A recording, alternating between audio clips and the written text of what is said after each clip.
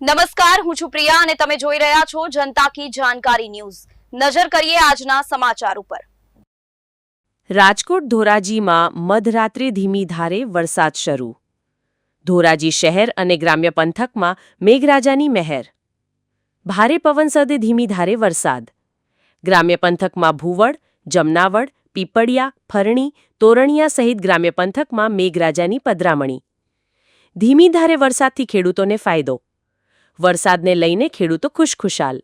Reporter Ashish Patadia, Dhoraji.